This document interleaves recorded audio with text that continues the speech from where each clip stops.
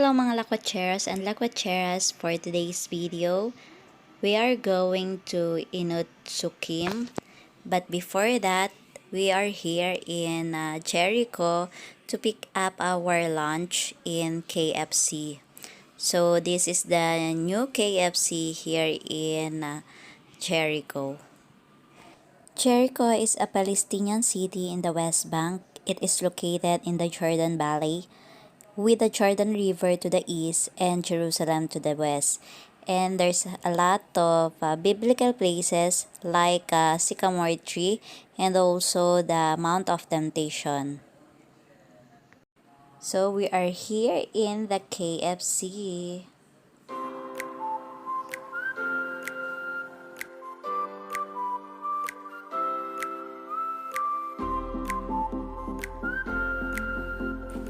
And now we are going to Eynot Tzukim. Eynot Tzukim Nature Reserve is located on the northwestern shore of the Dead Sea, at the foot of the escarpment cliff, and is 6.5 kilometers long. The oasis here is called Ein Feshkha, which means the split or cloven spring. Its name comes from its location in the Dead Sea Valley Reef and from the springs that emerge here. The reserve has a number of characteristics that differentiate it from anywhere else. It is located in the lowest place in the world. Its springs boost varying salinity and temperatures. It is a home to a number of special species of insects and fish.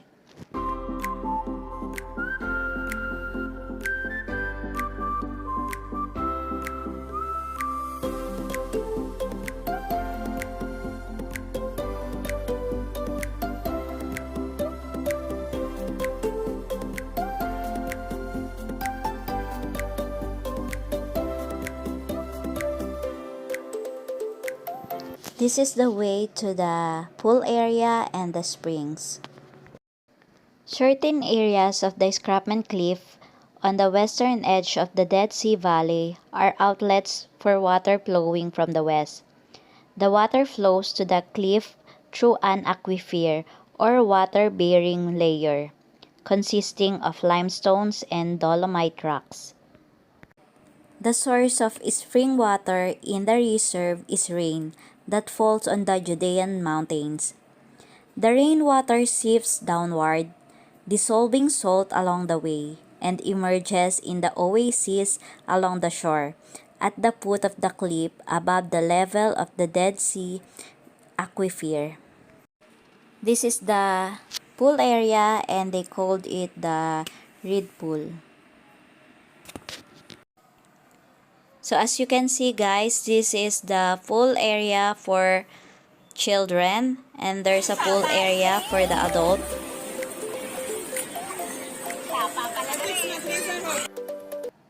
The spring water is so clean and so cold, and you can relax it. And also this area is the second area for the pool. And in the entrance, there's also a pool area for children and adult that we didn't see because we had our lunch. Ein Feshkha is the largest natural source of water in Israel that is not utilized by humans. This nature reserve is so wide, we don't have much time to tour around, and we didn't see the archeological site and the animals and species. And maybe next time I will explore more on their archeological site.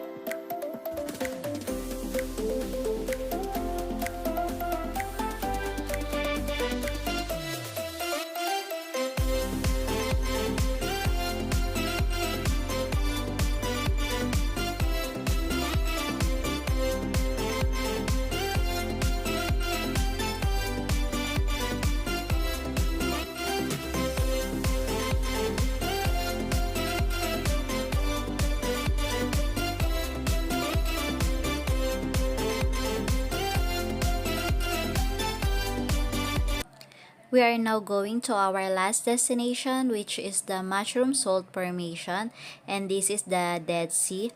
Last March I've been there and it was so amazing. I enjoyed it.